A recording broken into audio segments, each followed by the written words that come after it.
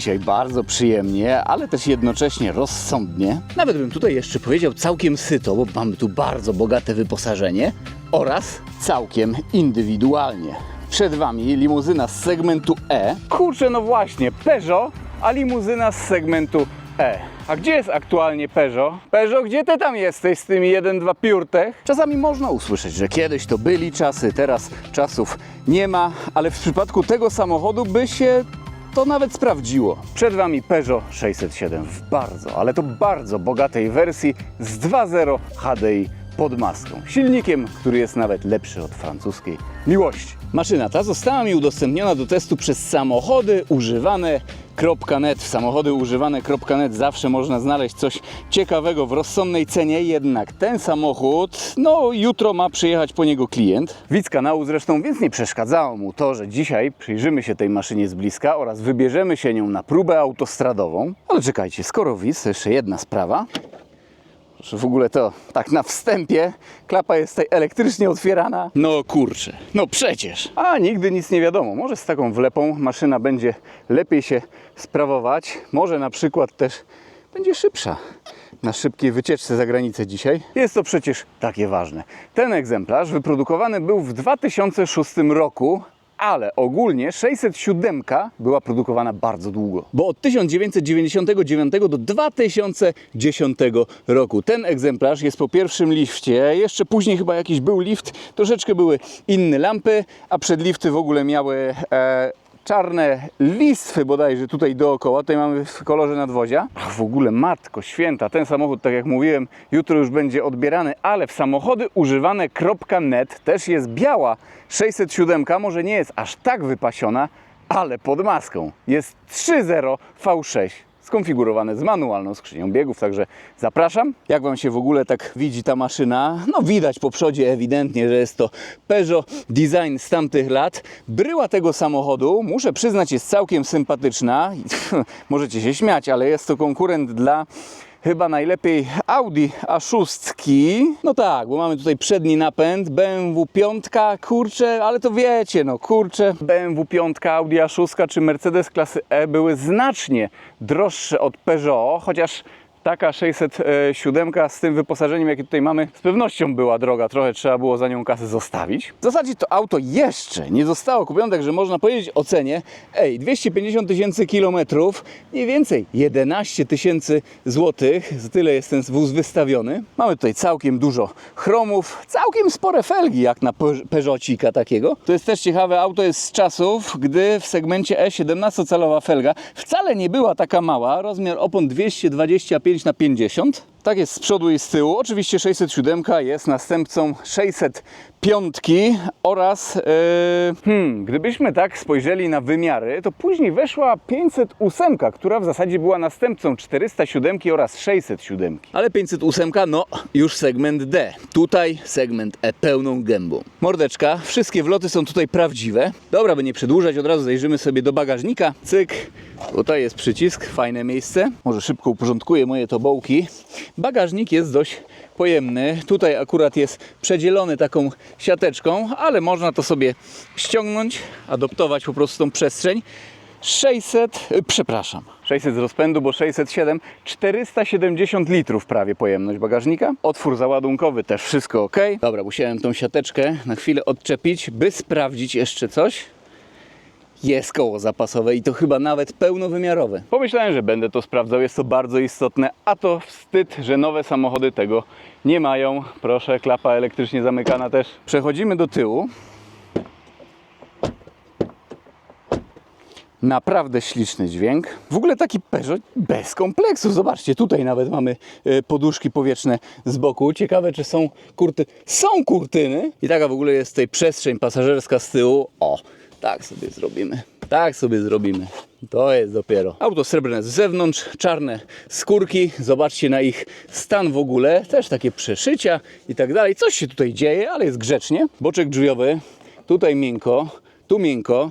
Miękko, skórka, zobaczcie, w ogóle jest też taka fajnie pofałdowana, bardzo miękki podłokietnik, takie to wszystko jest, żeby klepać. Rączka, nie trzeszczy. Takie dekorki tutaj mamy, no w tej kamerze myślę, że będzie widać. I tutaj jest, ciężko powiedzieć, czy jest to twardy materiał, czy nie. Nie, lekko taki jakby miękki, ale przyjemny bardzo w dotyku. Takie listwy progowe z napisem Peugeot. I zwróćcie uwagę, 2006 rok, ten wóz jeszcze ma tutaj folię w ogóle na tych 4 listewkach. Człowieku, folia. Jeśli chodzi o przestrzeń pasażerską z tyłu, właściwie ilość miejsca, no to dwumetrowiec za dwumetrowcem jakoś się tutaj mieści, ale no... Nie, chociaż jak tak się tutaj podsunę, no to kolana mi się mieszczą, to powiedzmy test jest zaliczony, ale dotykam tutaj o fotel. Wiecie, no dwumetrowiec za dwumetrowcem. W Audi A6, C6 też jest w ogóle w samochody używane .net 2.8 FSI, też może wezmę do testu, ale w A6, C6 z tego roku też tak średnio się mieszczę. Takie są właśnie problemy dwumetrowców. Tutaj też dekorek, uchwyty na kubki. Z tyłu roletka, jest ona otwierana i zamykana elektrycznie. Regulacja nalędźwia w obu fotelach. Tutaj proszę też z takiej fałdowo pomarszczonej skórki. Grzana tylna kanapa. Tak, no mówiłem na początku filmu, że ten wóz jest bardzo dopchany jak na 607 i w ogóle auta z tych lat. No ja zauważyłem, że chyba nie ma tutaj jedynie ksenonów i szyberdachu, ale to tam wiecie, auto jest używane, ale tutaj główien takich lata. Auto jest używane, więc patrzymy na to, co jest po prostu dostępne na rynku, no bo już takiego Peugeota skonfigurować się nie da. Za to mamy tutaj zamiast panoramy, zamiast szyberdachu folię właśnie na listwach. Bardzo ładnie. Nie, Peugeotik tutaj naprawdę bez kompleksów. Takie małe dość lusterka. Fotochromy. Boczek przedni analogicznie, tak jak z tyłu, tylko tutaj już jest jeszcze taki jeden dekor. Proszę bardzo, taką wygląda z bliska. I jest to normalnie taka fakturka wyczuwalna pod palcem. No tutaj takie soft touche. To chyba jakiegoś takiego inżyniera Volkswagena wzięli akurat do projektu tego samochodu. I jedyną rzecz, jaką miał zaprojektować, to właśnie ten element. No i po prostu trzeba byłoby to sobie zmyć, bo to jest troszeczkę takie lepkie. To można spotkać w Peugeotach właśnie 607, ale tak, proszę Państwa, fotel, 250 000 kilometrów przebiegu, auto za 11 000 złotych, nawet tutaj odsłonimy. No słońce tutaj pada, ale chciałem Wam pokazać tak sprawiedliwie, jak to wygląda. No coś pięknego, świetny stan. Naprawdę jestem w głębokim szoku, jestem pewny, że w E39 te fotele wprawdzie po 250 000 kilometrów nie byłyby jakieś tam wyświechtane, ale by ta skóra już była bardziej taka pomarszczona i tak dalej. Naprawdę. Elektryczna regulacja z pamięcią, grzany fotel, dywaniki. Są one oryginalne. To jest taka wada troszeczkę, znaczy, że dywanik jest bardzo dobry jakościowo. Tutaj taka skórzana lamówka, ale żeby go wyciągnąć, no to po prostu te rzeczy trzeba wykręcić. Jest to trochę niewygodne, ale to tam wiecie, no pierdoła. To jest francuski samochód, musiało być tutaj coś dziwnego. Dobra, odpalimy sobie maszynę, ale tutaj będę musiał wygonić te wszystkie owady, je pogryzą. No, udało się, teraz spokojnie możemy odpalić maszynę. No troszkę słychać i czuć, że jest tutaj dieselek, ale jak się jedzie, jest znacznie lepiej. Włączymy sobie może klimatyzację, auto wciśniemy, klima oczywiście tutaj działa, patrzcie, wgrywa się nawigacja tutaj, zaraz mapka się pojawi, proszę, chyba Europa jest tutaj zachodnia, tak mi się wydaje, w ogóle możemy to sprawdzić, proszę bardzo, nawet tutaj jakiś smaczek, wiadomo, że nikt z tego nie będzie korzystał, ale jaki to jest smaczek, proszę Państwa, w komplecie takie coś. Dobra, wkładamy, żeby nie było nic tutaj porysowane. Satelity widzę tutaj łapią Zergut. Ale dobra, tak mieści się tutaj prawie 2-metrowy petrolhead. Pozycja za kierownicą myślę, że do znalezienia jest w miarę spoko. Jest wyraźnie lepiej niż w pozostałych Peugeotach z tych lat. Po prostu w takim typowym Peugeot, no to kierownica powinna być tak wyrzucona bardzo do przodu. Tutaj jest ona regulowana w 2 płaszczyznach. Kierownica sama w sobie, można powiedzieć, jest multifunkcyjna. Znaczy, sama w sobie kierownica nie. Ale zobaczcie. Tutaj proszę, manetka od tempomatu, tutaj kolejna manetka od sterowania radiem i to jest bardzo wygodne rozwiązanie. Kiera obszyta w skórce, tutaj skóra po bokach perforowana, u góry i na dole gładka. Projekt deski rozdzielczej jest tutaj taki dość rozsądny, nawet nie powiedziałbym, czy jest to Peugeot, czy nie.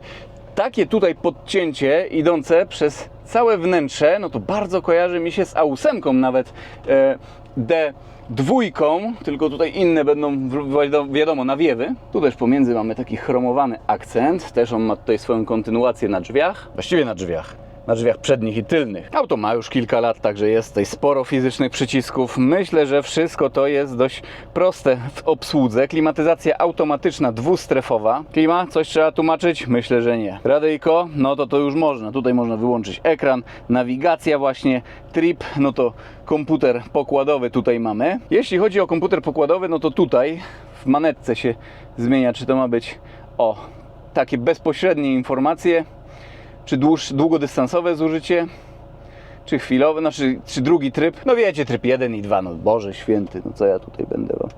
Audio, telefonik, source, no to też wiadomo. A to jak wciśniemy? A, tutaj żeby się umówić, połączyć z salonem w ogóle, yeah. Ej, no jest klimacik, zobaczcie, ten samochód 2006 rok, tutaj normalnie SOS mamy jeszcze. Ciekawe, czy to działa, nie będę testował, no wciśnijmy sobie na przykład menu.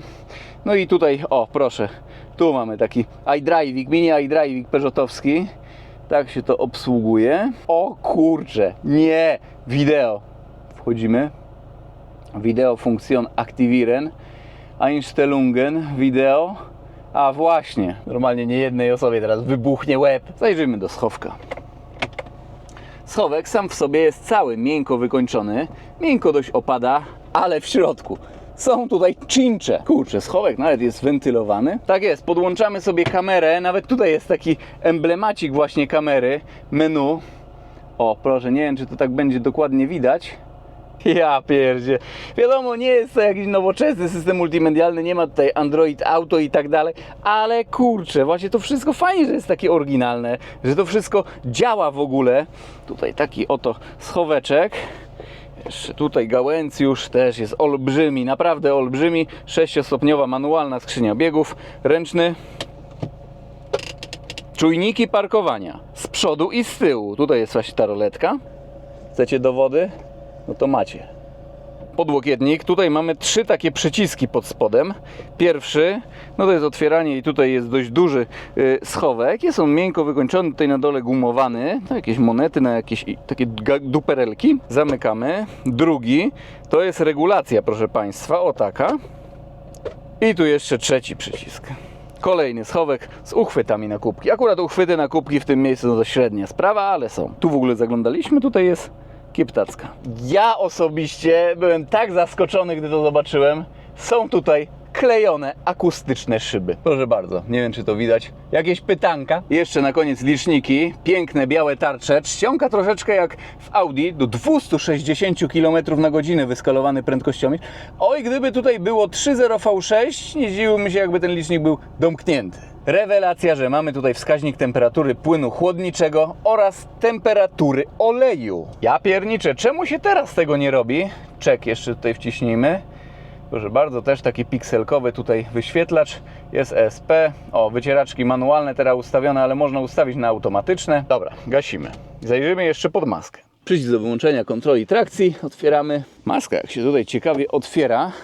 Proszę bardzo, tak węziej troszeczkę można powiedzieć.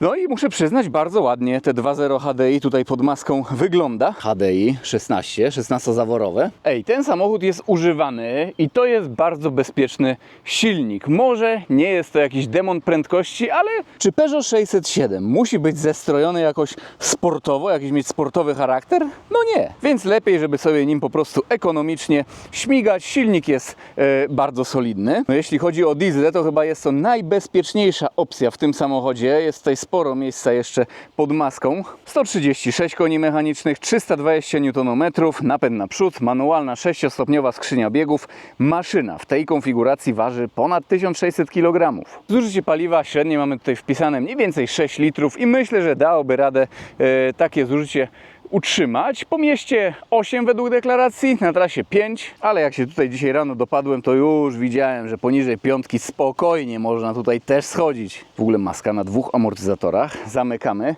Jeśli mowa o osiągach. Przyspieszenie do pierwszej setki podobno 10,7 sekundy.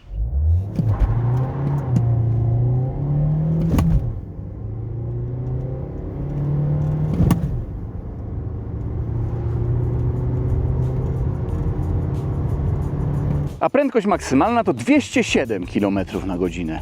No i dobra, myślę, że co, możemy przenieść się na parking przed przejściem granicznym w Kołbaskowie. Będzie to przyjemna próba autostradowa. To jesteśmy na miejscu i przy tym soundcheck? Bez sensu. W przypadku tego samochodu myślę, że lepiej będzie sprawdzić wyciszenie.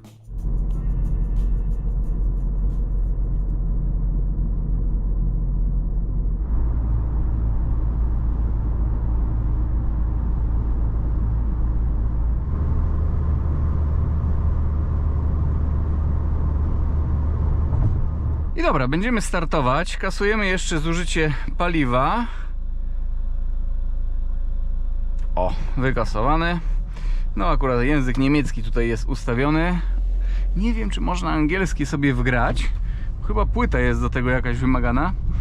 Jeśli chodzi o zawieszenie, taka 607 wcale nie jest aż tak super miękka, jak na przykład Citroen C6 czy coś takiego. Nie, tutaj raczej takie... Wydawałoby się, że będzie sportowo, chociaż układ kierowniczy daje nam jakby znak, że nie jest raczej sportowy. Trzeba się tutaj, zobaczcie, nakręcić. Dobra, na razie pojedziemy sobie z włączoną klimatyzacją, bo jak widzicie ciężarówki, także nie depniemy. No, turbinka sobie wstaje od gdzieś 1762 obrotów. Jeśli chodzi o przyspieszenie do setki, ok, wyszło tam mniej więcej 11 sekund. 10,7 ma auto wpisane. Pewnie jakby mnie pomęczył, to by osiągnęło lepszy czas, ale w zasadzie w takim Peugeot 2.0 HDI, czy o to tak dokładnie chodzi, auto też ma swoje lata, nie będziemy go po prostu męczyć. Tak orientacyjnie jest zdrowiutki. Jeśli mowa o wietrze, no to dzisiaj mamy boczny wiatr, taki całkiem wyraźny, ale niestety boczny, a szkoda. Gdybyśmy mieli w plecki, naprawdę byśmy tutaj grubo się bólili, ja tam nie wiem, a zresztą ja nie będę obstawiał. Mam nadzieję, że nie jest to kagańczyk, te 207 km na godzinę. W 508 miałem niestety kagańczyk, ściągam kamerę. No jak na razie 8,5 litra średnie zużycie paliwa. Peugeot oczywiście nie jest przypałowym samochodem. No ja nie wiem, żeby zatrzymać takiego Peugeota do kontroli, to naprawdę musiał mieć on, nie wiem, albo lampy posmarowane plastidipem, albo ktoś by po prostu musiał siedzieć na dachu. Skrzynia biegów aż tak super precyzyjna nie jest, ale też bez jakiegoś strasznego dramatu. Tak normalnie po Peugeotowemu. Delikatnie to wszystko chodzi, naprawdę tak bardzo delikatnie, spokojniutko. Wyłączmy klimatyzację. I co, będziemy mierzyć 100-200? No nie wiem. Dobra. I ciśniemy. Niemiecka strona. Odcinek bez ograniczeń prędkości.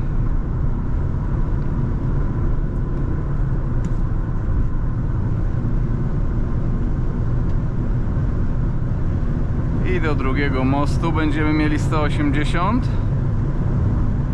No 177 mniej więcej. I dobra, szósteczka. I luźno sobie ryszardujemy. Zaraz zmierzymy sobie 100-150. To jest taki pomiar dla mniej jakichś takich dzikich samochodów. Tutaj w zasadzie nie deptam do dechy, ale może depnę tak na szóstym biegu trochę.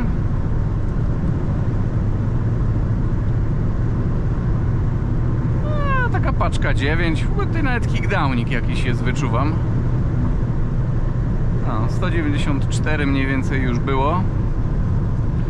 Ej, ale jak na te lata takiego Peugeotika jest tutaj dość cicho nawet przy takich prędkościach. Coś tutaj mi bzyczy od Raceboxa.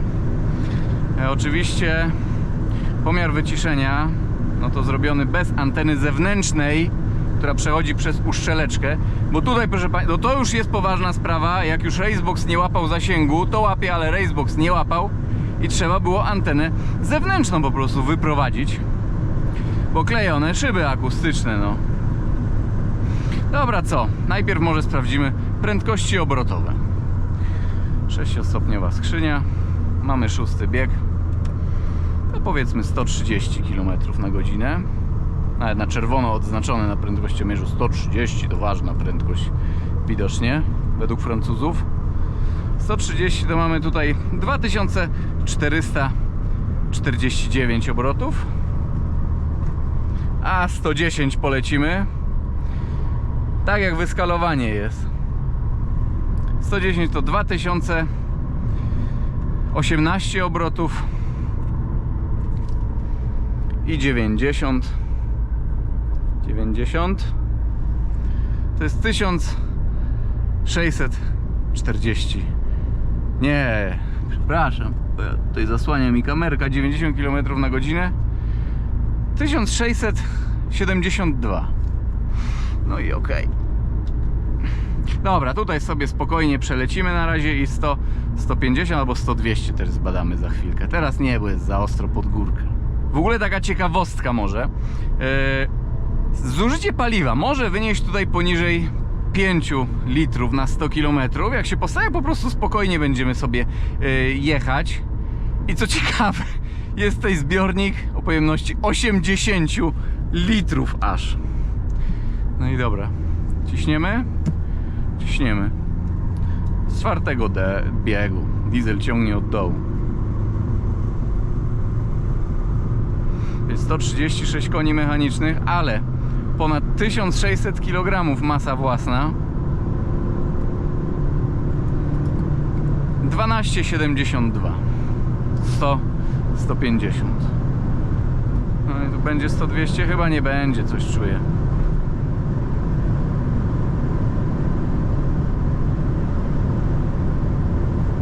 Dobra, i bez sensu tutaj mielić tego silnika. Nie, właśnie jak się takie 4,338, to już warto sobie szósty bieg wrzucić. 3500 wtedy mamy i autko spokojnie wtedy się też odpycha. Dobra, co tutaj nie wiem, czy będziemy zwalniać ze 100-200 badać? Chyba nie. Nie będziemy tutaj aż nad tym się tak spinać. To takie przytrzymanie luźny, Ryszard. Naprawdę, to jest w tym Peugeotie naprawdę prędkość do opowiadania i to nie o jakichś takich rzeczach, gdzie trzeba się skupić, tylko o takich samych nudnych rzeczach. Nie wiem, o liściach na przykład, albo o kłosach. Kłosach? No i proszę bardzo. Boczny wiatr dzisiaj nam nie pomaga. Bez bocznego wiatru zawsze samochód jest trochę szybszy. No, 202, 3, 4. No i takie 5 już prawie. Dobra, płyniemy się, myślę, na odcinku specjalnym. I jesteśmy. Wiesz, że tutaj można depnąć, ale nawet nie redukuje. Lekki cień aerodynamiczny. Zawsze coś. Zużycie paliwa 11,7, tak jak myślałem.